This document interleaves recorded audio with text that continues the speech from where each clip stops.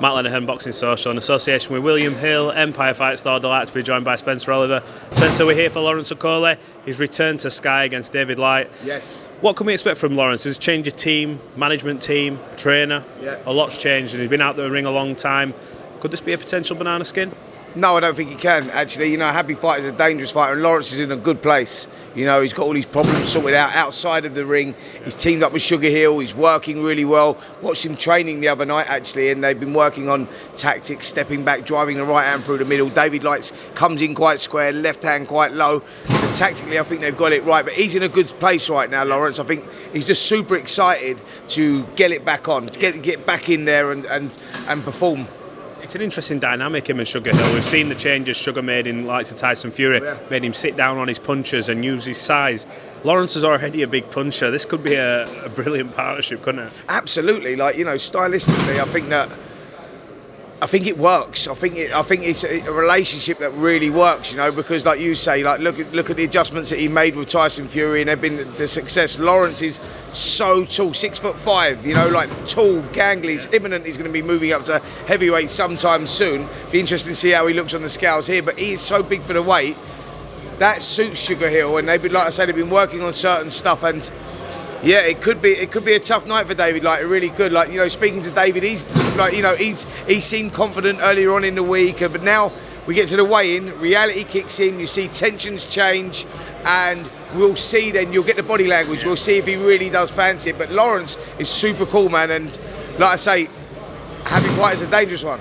100%, and he already punches hard anyway, so it's going to be good. I spoke to Liam Smith yesterday, and I asked him how he's feeling about sort of his career moving forward, because we hear comments from people about Chris Eubank Jr. having not signed a rematch but activated the clause, and he says we'll find out more Monday. But there's some big fights for Liam. Do you believe the Eubank rematch will happen, or do you think he'll move on to something else? I hope it will happen. I think Eubank really needs it to happen, but then obviously there's been talk. I don't know if you heard Eddie Hearn on TalkSport the other day, and Conor Benn's name come up, June came up, Chris Eubank Jr.'s name came up. You know, like we all thought maybe Manny Pacquiao, maybe Kell Brook, but now it looks like Eubank may be the front runner. So we might see that fight. I don't know, but I would like to see Eubank Jr. go. Try and right the wrongs of the last fight, if I'm honest, because it was blown away. He said it was a shot from the gods, 1 in a million. It would never happen again. Let's see if that you know, he needs to go over old ground. I think, you know, at this stage he needs to try and correct that. Is the problem for him? Obviously, he knows there's more money in a Conor Benn fight. Yeah. If he is gonna fight Liam Smith and it didn't go his way again, is that take away his value in a Conor Benn fight? And also, does that mean that, you know, he's potentially maybe done at this level? Yeah, absolutely. Of course it does. You know, he's at that stage of his career, Chris. What is he, like 34 or something? Yeah, 33, 34. So he's at that stage, his twilight of his career. So he's looking for those big money fights, but going in with Liam again does devalue him if he gets beaten the way he did, because the last one was so conclusive. No one expected it. You go, right, so that's what I'm saying. He's a good businessman. Yeah. And if the right money's on the table, mate, from Abu Dhabi, and they offer him the right money, he may go there, because it's a fight that, you know, people always wanted to see. I mean, I don't know what the appetite is now because of the situation Conor Benn's in. You know, he really needs to clear his name before he continues boxing. But that doesn't look like it's going to happen.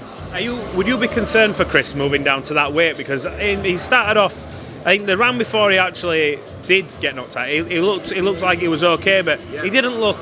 I would say he didn't look great. So if he's moving down even more in weight, forget the Conor stuff, just put it out to one side. For Chris, would you be concerned with him losing all that weight? Well, I think the punch resistance was gone last time, and that was at 160, wasn't it? And I think that may have happened where he took himself down to the 158 he got down to before, didn't he, and all that. But that was all just like body, you know, where he looked terrible, didn't he? And that can sort of have a lasting effect by doing that, stripping the body down too much, so putting his body through too much, because the punch resistance was surprisingly not there against Smith. Taking nothing away from Smith, his performance and the way that he done it was first fucking class. It was insane, mate. Yeah, it was brilliant. But Chris got nailed, man. But you know, and he wasn't allowed to recover, because that's what a great fighter Liam Smith is. Look, I think he's going to go where the money is. That's what I think. Yeah. I think Chris will do that, and I think that's maybe why he's waiting. Him trying to reverse that fight against Liam Smith, that would be like, Smith would start a huge favourite going into that one, huge, because you don't know what mentally the damage has been done. You know, you don't know if, like, you know, the psychological damage has been done or not. You don't know really, you know, how Eubank's taken that. So, I mean, let's see what happens. But they're the likely fights, aren't they? Right, let's talk about one of your colleagues. You went face to face with Mr. Hearn, Simon Jordan.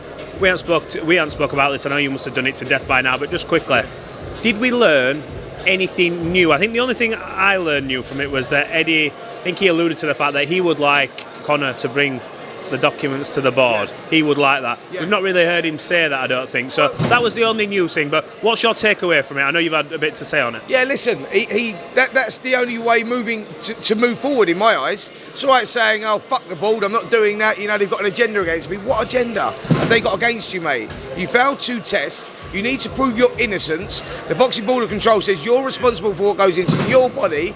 Prove the innocence. If you've got the 270-page document and you've got that there, don't be angry with the board, because that will change the public perception. But he's not doing that, and by not doing that, you go, well, you can't. Have you not got the evidence in there to say how it's got into the system?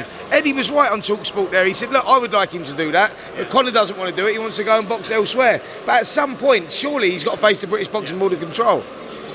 The issue with that is, and we don't know fully what's in this document, but if it hints at contamination, is there a worry for Conor that even if, I mean, touch wood, we all wish Conor Liddy is innocent, but if he brings that document, strict liability from the board may see him serve a ban. So is that the reluctance to do that then? Absolutely, cool. Strict liability is what it is. You know, you're responsible for what goes in there, and you have to prove why it's in there. You know what I mean? Saying contamination of the lab, do you know what I mean? I think you need something a little bit stronger than that, if I'm honest. You know, but I know there's legal things going on at the moment, so let's see what happens. But you know where I stand on it at the moment. I'm just saying, look, mate, do me a favour. Clearly, it's getting boring now. Do you know what I mean? Because it's like fucking. I don't think the Piers Morgan interview done him any favours at all. I think that, you know, the way that they've approached the way that they dealt with it, I think could have been dealt with better. Now, in boxing, it's a brutal sport. We've alluded to it. Me and you had a chat in France, and we spoke obviously about your career, which sadly ended prematurely. Has this situation, I don't want to say has it swayed you, because it's in black and white up until anything gets proven, but does this anger you even more personally, knowing what you've been through and how your career has ended? Well, that's what I'm saying. Because I nearly died in the ring, I'm quite passionate about these sort of situations. So I looked at Eubank Jr. and went, fuck me, like, he looks like death warmed up. He's an unrealistic weight, and that's dangerous. I know how dangerous it is because of me making weight, and look what happened. Things happen.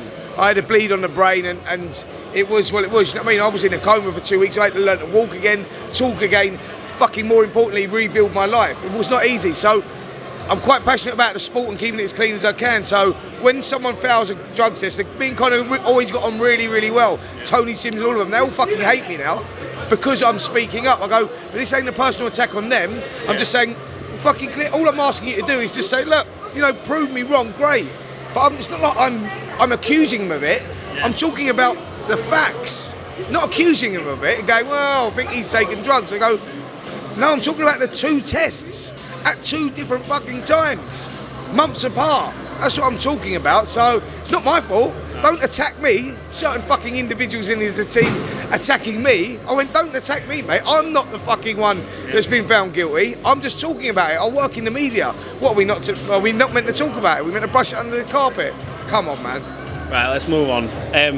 Tyson Fury, Oleksandr Usyk. Tyson came out yesterday and did a sort of what's been happening the last few weeks, as in going on Instagram, going back and forth. It is funny now, but you can see the fans online sort of turning a little bit. And I think when that 70-30 split got accepted, in terms of a rematch, and I had this with Johnny yesterday, I don't think we'd ever see 70-30 the other way. Because if you're taking 30%, you're going, right, I'm an underwhelming B-side. Absolutely. So I believe, let me get this right, Joshua Usyk rematch was 50-50. So I believe that Frank Warren, that's what they was going to say. If Usyk got the victory, it'd be 50-50. But they've said, nah. 75. So what do you make of this whole scenario? Nah, it's not good, mate. You're trying to squeeze too much for me.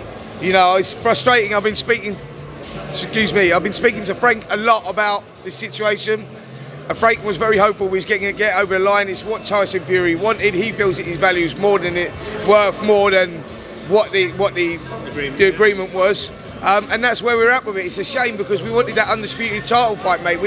They don't come round often, and we was going to get it here in fucking the capital, in England, in London.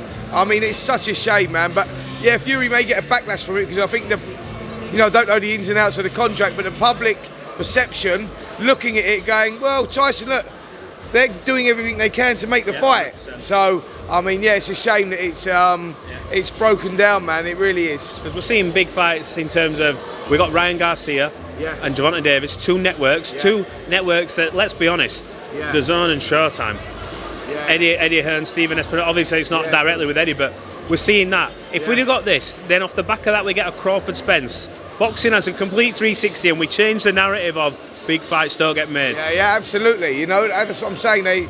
We were hoping this was the year that we get it. We get the undisputed and whatnot. Like Eddie Hearn put an interesting tweet out or something, just saying, why don't we do like a Wilder? Was it Wilder Usyk, Joshua Fury? Yeah, Joshua Fury, Wilder Usyk, winner box winner for the undisputed. Unrealistic, I think, but that would be the ideal scenario. That would bring boxing back, because people are getting pissed off with these big fights being talked about and not getting made. Look, heavyweight boxing is the pinnacle of sport, not just the pinnacle of boxing. All the eyes are on that, and like with what's going on, this undisputed, we've been trying to make it for years now, and now it looks further away than ever again. Like hotels were booked, everything was booked. So yeah, it's frustrating. Yeah, it's not just that as well, but you've got the situation where Joe Joyce is going to be waiting a while. Daniel Dubois now is... I know he will. Dubois might be the one that gets the shot now. It might be Dubois Usyk in the summer. That's a possibility. I think that's what Frank's pushing for. What do you think, Dubois Usyk? Well, listen, people saying, it's too early for Dubois. Like, he's been boxing since he was a kid. He's done his apprenticeship. He's WBA regular champion. He got himself to this point. Listen, you don't, like I say, you get the opportunity for undisputed. Fuck it, go for it. He's heavy-handed, Dubois. He can fight as well. It's a good fight. I don't mind it. Joshua Franklin, give me a breakdown of that. We saw Jermaine Franklin against Dillian White. A lot of people were saying, well, Dillian weren't at his best, but others were saying, look, Franklin just was a good fighter. Yeah. I saw him at the press conference. He looks like he knocked weight off then. Yes. And he looks like he's trimming out. Is this a potential banana skin for Anthony Joshua if Anthony Joshua isn't Anthony Joshua? Absolutely. People need to give Franklin respect because, absolutely, he come with no credentials boxing Dillian and left for loads of them. He proved that he can fight. He proved that he can take a shot. And Anthony Joshua's in this stage of his career where he is psychologically damaged. He's looking to regain that rawness that once took him to a world heavyweight title. That's why he went out to Dallas, teamed up with Derek James. Great trainer, but works on aggression. So, you thought, right, I interviewed Joshua about this. I said, is that what you're looking for? To get some of that rawness back? And he said, well, that and the education that I've learned along the way. He said, so I'm just trying to add stuff to it. And I think he said to me that, he felt good with Derek James. But it's a dangerous fight for Joshua because, again, you work on stuff in the gym, but implementing that in the ring is not as easy to do. Like, it takes time.